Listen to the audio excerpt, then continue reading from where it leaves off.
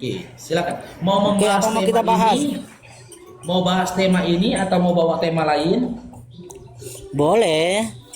Oke. Kita bahas tema aja karena menurut saya mudah-mudahan Bang Faru menguasai tema di atas. Itu harapan saya. Oke. Saya mulai dulu narasinya ya. Boleh.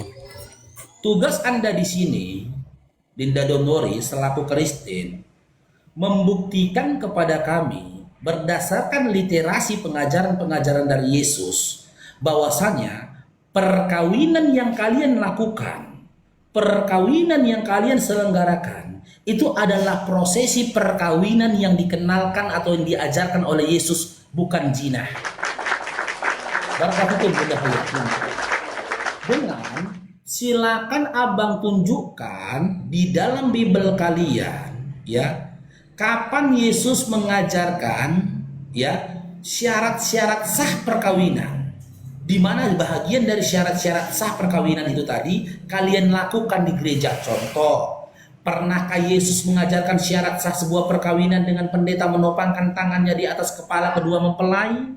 Pernahkah Yesus mengajarkan syarat sah perkawinan dengan seorang laki-laki memberikan sinamot kepada perempuan? Pernahkah syarat sah perkawinan di mana Yesus mengajarkan hula-hula dikasih kepala babi dan yang lainnya? Kalau memang Yesus mengenal ya ritual-ritual perkawinan yang kalian lakukan di gereja, silakan berikan datanya Dinda Donwori, silakan. Baik. Ya, saya kira narasi Anda cukup cukup agak bertele-tele mengaitkan adat istiadat dengan agama ya. Karena tidak semua adat istiadat pernikahan terutama ini dalam adat Batak ya, tidak semua itu berkaitan dengan isi Alkitab itu sendiri. Tunggu, saya tidak tanya Anda. Don't worry. Iya, tadi kan kamu mengatakan hula-hula. Saya ini orang Batak. Iya, Kamu jangan kalau itu bagian gini. Kalau itu bagian dari ajaran agama, bawa. Tapi kalau itu tidak bagian dari ajaran agama, tapi ajaran dari adat, gitu loh. Tinggalkan. Saya tidak bicara adat. Iya. Mana? Ya, tadi saya dengar narasi Anda mengatakan hula-hula bawa kepala babi dan lain sebagainya. Berarti di sini kamu sedang membahas sedikit tentang adat istiadat dalam budaya pernikahan orang Batak. Maka saya bilang, tidak semua dalam budaya adat Batak pernikahan adat Batak itu tertulis di dalam Alkitab. Ya. Itu loh. Jadi dengan kata lain, Anda mau menyampaikan kepada kami, Yesus tidak mengenal ritual perkawinan yang kalian lakukan. Baik, apakah Yesus tidak mau tahu tentang pernikahan? Tentu tidak. Namun perlu Bang Faru pahami bahwa tujuan Tuhan Yesus datang ke dunia ini bukan mau ngebahas tentang pernikahan saja. Bukan itu fokus utamanya, tetapi mengenai. Saya tidak tanya tujuan, Yesus datang ke dunia ini, saya tadi tidak tanya itu. Iya, dengarkan dulu saya. Enggak, fokus kita kepada tema. Fokus kita kepada tema tentang perkawinan, zina atau kawin. Oke. Karena Yesus tidak mengenal ritual perkawinan yang kalian lakukan di gereja, kan gitu. Berarti seandainya Yesus dihadapkan dengan perkawinan kalian, bisa jadi Yesus memandang kalian itu berzina, kan? Ya, makanya dengarkan dulu saya loh Bang Faru. Apa kan saya udah bilang, tujuan Yesus datang ke dunia ini fokusnya bukan membahas tentang ritual perkawinan. Apakah si perempuan harus di bawah atau di atas? Bukan itu maksudnya. Dengarin dulu saya ya. Boleh? Gitu. Ya, saya nggak mau Anda menang vokal di sini, tetapi harus menang ilmu. Oke, setuju ya? Gitu loh Bang. Silakan. Oke. Nah, terkait tentang pernikahan, apa tanggapan Yesus? Ya, mari kita lihat datanya dalam Matius 19 ayat 4 dan sampai 6. Boleh Bang Faru baca Matius 19? Ya, sesuatu yang dipersatukan itu kan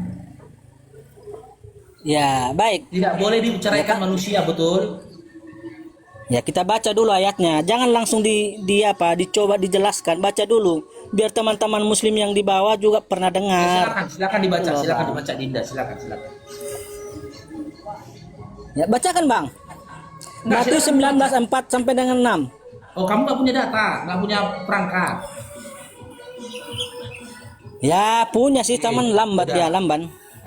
Jawab Yesus, tidakkah kamu baca bahwa Ia yang menciptakan manusia sejak semula, menjadikan mereka laki-laki dan perempuan, dan firman-Nya, sebab itu laki-laki akan meninggalkan ayah dan ibunya dan bersatu dengan istrinya, sehingga keduanya itu menjadi satu daging. Demikianlah mereka bukan lagi dua, melainkan satu, karena apa yang telah dipersatukan Allah tidak boleh diperceraikan manusia. Ini sudah jadi istrinya, Bang. Iya. Udah? Ini sudah jadi istrinya. Saya nggak bahas tentang sudah jadi istri. Yang saya bahas ya, bagaimana apa syarat-syaratnya ketika seorang perempuan ini belum jadi istriku. Apa syaratnya supaya dia menjadi istriku? Sementara dalam Matius 19:4 nomor 6 ini sudah jadi istri. Yang ku bahas ini sebelum menjadi istri gitu loh. Apa syarat-syaratnya? Aku boleh meminang atau menikahi seorang perempuan di hadapan Yesus. Syarat-syaratnya apa? Ya. Jadi syarat pertama itu harus seiman ya. Datanya di mana? Oke, saya ingat dulu di mana datanya, bagaimana di sini. Dengarin, sabar ya. Bagaimana kau katakan syarat sah utama itu harus seiman, sementara antara Yesus dengan kalian tidak seiman? Yesus beriman Yahudi, kau beriman Kristen. Udah tenang dulu. Yesus Tenang, Yahudi, jangan. Kristen. Bang Faru jangan langsung kejang-kejang loh, Bang. Jangan langsung kejang-kejang. Ya udah. Apa sih yang dimaksud seiman itu? Ya, Dan menurut datanya di Abang? mana? Harus seiman, silakan. Baru ini aku tahu Kristen itu iman. Ya gitu, makanya kan saya bilang, sabar ya, saya tarikan ayatnya karena ayat Alkitab itu ribuan loh. Ya, Ya sabar. silakan. Saya udah bilang Dimana dari Yesus pernah berkata, tadi, ya? nggak boleh di sini menang vokal. Iya, Ya? sabar dulu. Kasih datanya. Kamu fokus sama data saja. Saya memberikan narasi. Kasih datanya di Iya. mana Yesus berkata, nikahkanlah laki-laki beriman dengan perempuan beriman. Jangan kamu nikahkan laki-laki beriman dengan perempuan yang tidak beriman. Karena laki-laki yang tidak beriman, ya, karena budak laki-laki itu lebih baik daripada laki-laki yang tidak beriman. Di mana itu? Oke. Kamu pula bilang Coba kayak gitu. ya. Ya, makanya gini, pelan-pelan, tenang-tenang ya. Ya, silakan. Ya. Iya, 2 Korintus 6 ayat 14. Bacakan, Bang. 2. Ya, 2 Korintus 6 ayat 14. Bentar ya. Kita buka. Saya tunjukkan aja. Janganlah kamu merupakan pasangan yang tidak seimbang dengan orang-orang yang tidak percaya. Sebab persamaan apakah terdapat antara kebenaran dan kedurhakaan? Bagaimanakah terang dapat bersatu dengan gelap? Persamaan apakah yang terdapat antara Kristus dengan Belial? Apakah bagian bersama orang-orang percaya dengan orang-orang yang tidak percaya? Di mana di sini dikatakan syarat nikah harus seiman? Baik. Oke. Bang Faru tahu nggak bahwa kalau nikah itu berbicara pasangan hidup? Apa? Tahu nggak? Bang Faru tahu nggak kalau nikah itu berbicara pasangan? Itu Tahu pemahaman nggak? umum. Sampai nggak pemikiran Pemahaman abang umum. sampai ke sana? Itu pemahaman umum. Ya saya tanya bang, penalaran abang sampai nggak ke sana memahaminya bahwa pasangan itu juga berbicara nikah? Sudah? Nggak sampai ya? Saya jawab ya, jangan dipotong ya. Oke. Anda pernah baca nggak kisah tentang Nabi Nuh? Di mana hewan yang masuk ke situ itu berpasang-pasangan. Apakah mereka suami istri? Oh berarti yang dimaksud ketika gajah masuk berpasang-pasangan, gajah itu suami istri di hadapan Yesus gitu? berarti dalam dua ya tenang bang. Ya justru itu ayat Alkitab kan nggak boleh dipahami secara liar. Nah, Anda yang berupaya berarti memahami secara liar dengan mengambil konteks kata pasangan itu adalah suami istri. Kalau kata pasangan, Anda pernah baca nggak? Saya tanya, pernah baca nggak dalam perjanjian lama kisah Nuh, di mana apa binatang itu atau hewan itu masuk berpasang-pasangan? Pernah baca? Enggak, tenang dulu. Saya tanya, Berarti pernah baca menurutmu, nggak? tenang dulu Bang Faro, Saya tenang tanya, kamu ya. pernah baca nggak? Hewan itu masuk berpasang-pasangan ke bahteranya Nuh. Pernah baca nggak itu? Kita di sini nggak fokus membahas hewan, Bang. Jangan Ini bertele-tele. pasang. Ini pasangan. Yang saya tanyakan, kamu pernah baca atau tidak pernah baca? Ada memang ayatnya, tetapi kita Ya bahas sudah. 2 Korintus ini. Iya, Nah, ya dalam sudah, 2 Pak. Korintus 6, dengarin. Berarti gini Tenang, loh, tenang, Dinda. tenang. Dinda, sabar, Santai, Dinda. Bang, santai, Bang. Ini. Ya, kamu yang harusnya santai. Gini, Dinda. Kalau kamu berpegang kata berpasangan di sini adalah suami istri, berarti hewan yang masuk ke dalam bahteranya Nuh itu adalah suami istri, betul? Iya, fokus dulu kita bahas konteksnya 2 Korintus 6 ayat 14 ya. Suami Oke. istri. Ya, tenang ya. Tunjukkan Coba bacakan sekali datanya. lagi ya. Tunjukkan kalimatnya di mana dalam 2 Korintus 6 14 sampai 15 ini bawa. Aku kasih samamu. Di mana di sini tertuliskan ya, nikahkanlah mereka yang beriman. Pasangan itu atau suami istri itu harus seiman. Di mana? Di mana rujukan Baik. apa? Ajaran supaya beriman di mana? Oke. Iya. Saya jawab ya. Nah, Ya. perhatikan kalimat pertama dia menggunakan kata janganlah. Iya. Ya. Di mana?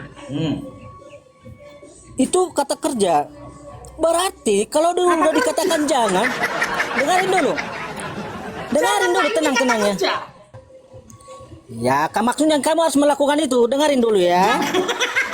Itu kata perintah. Perintah itu harus dikerjakan gitu maksudnya. Aduh. Kata kerja. Maksud saya, dengarin. Kata perintah itu harus dikerjakan. Iya, terus. Bukan diabaikan. Makanya saya bilang itu kata kerja. Gimana, Bang? Bang, gunakan penalaran kuat loh, Bang. Iya, lanjut itu kata kerjawi ya, kata kerja. Iya, Terus. jangan. Jadi kamu jangan terkejut ketika saya mengatakan itu kata kerja.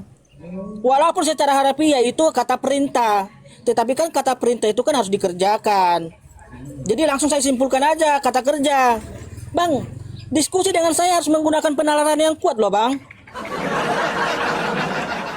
Jadi biar diskusinya jangan bertele-tele. Bang STY, barakallahu jazakallah khair. Lanjut. Ya jangan bertele-tele ya, Bang. Iya, terus. Ya nggak boleh segala sesuatu harus disuapin, nggak boleh. Gunakan Iya, akal lanjut, sedikit, Bang ya. Ya, lanjut Dinda. Oke, di sini kan kata perintah nih udah dibilang jangan. Berarti kalau udah dikatakan jangan berarti kita harus memilih pasangan yang seiman. Kalau kita memilih pasangan yang tidak seiman berarti kita melanggar ayat ini. Setuju nggak? Oke. Tidak boleh juga? saya tunjukin? Nah, saya tunjukkan Boleh. ayatnya ya. Ya. Tolong dibaca Dinda Danuri. Di sini tertulisnya janganlah kamu merupakan pasangan yang tidak seimbang atau pasangan yang tidak seiman. Baik. Di sini tertulisnya tidak seimbang atau tidak seiman. Oke. Kata seiman memang tidak terdapat di situ, tapi di situ di situ kalimat yang digunakan orang-orang yang tidak percaya. Makanya dengarin ya. Gini loh, Bang. Kalau memahami ayat, iya tenang ya. Ya tenang, sabar ya. Sabar dulu. aku Kan dulu saya ngomong bilang, ya. Bang. Sebentar ya Donori. Jangan dulu, Bang. Saya terangkan dulu, Bang. Sabar dulu, sebentar. Aku host, aku nggak boleh banyak diam, nanti kena pelanggaran. Diam dulu, ya. Jadi saya teman-teman, setelah ini kalian akan dengarkan, ya, asumsi dari si Donori. Ini membuktikan teman-teman, kekristenan itu tidak bisa dijelaskan dengan akal, tapi dengan akal-akalan. Dia akan berupaya mencocok-mologikan 2 Korintus 6 nomor 14 ini dengan apa yang kita tanyakan. Jadi bagi teman-teman yang waras, ya, tolong ya, biarkan saja si Donorinya berupaya mengakal-akali kalian, tapi kalian jangan bisa diakal-akalin. Karena apa yang disampaikan itu bukan penjelasan berdasarkan akal, tapi merupakan penjelasan akal-akalan. Silakan. Udah. Oke. Iya, itu memang ya Alkitab ini kan harus dipahami menggunakan penalaran yang kuat. Ya, kalau kita menggunakan penalaran dangkal, maka sulit kita memahami ini. Perhatikan kalimatnya ya. Orang-orang yang tak percaya. Tentu kata percaya itu berbicara iman, ya. Nggak mungkin orang mengatakan dia beriman padahal dia tidak percaya. Jadi kata percaya di sini berbicara iman, ya. Tetapi memang orang-orang yang penalarannya dangkal tidak tahu sampai ke sana. Dia hanya mencari-cari kalimat diksinya saja. Harus ada kata iman. Coba ditanya, apa perbedaan orang beriman dengan orang percaya? Itu berkaitan. Orang beriman juga dikatakan orang percaya juga dikatakan orang beriman. Nah, tergantung konteksnya kita memahami ini. Nah, 2 Korintus 6 ayat 14 itu kan berbicara pasangan. Pasangan apa ini sekarang? Lalu dipahami secara liar. Ini katanya berbicara pasangan hewan. Padahal di sini nggak ada membahas tentang hewan-hewan. Lebih jelasnya lagi di dalam 1 Korintus 7 ayat 39. Itu lebih jelas lagi. Gitu loh. Sudah. Jadi Bang Faru juga harus tahu ya bahwa orang-orang percaya itu juga berkaitan dengan tentang orang beriman. Kalau nggak setuju ya, nah udah biar puas kamu main lanjut. Gini dong, Lai don't worry. Makanya Lai jangan berupaya mengakal-ngakalin. Saya udah tunjukkan sama Lai tadi ayatnya, gitu loh. Di dalam 2 Korintus 6 nomor 14 ini yang tidak seimbang, bukan tidak seiman. Janganlah kamu merupakan pasangan yang tidak seimbang. Sementara tadi kau katakan syarat sah perkawinan di Kristen harus seiman, gitu loh. Tak boleh yang tidak seiman. Di mana datanya? Kau bilang 2 Korintus 4 nomor 16, 2 Korintus 6 nomor 14. Di sini kan tertulisnya tidak seimbang. Mana tahu aku salah baca ya Dinda Donoria lah ya. Ini tertulisnya tidak seimbang atau tidak seiman? Tidak seimbang atau tidak seiman? Ya. Udah Bang? Tertulisnya. Iya, di sini tertulisnya tolong dibacakan. Tidak seimbang atau tidak seiman?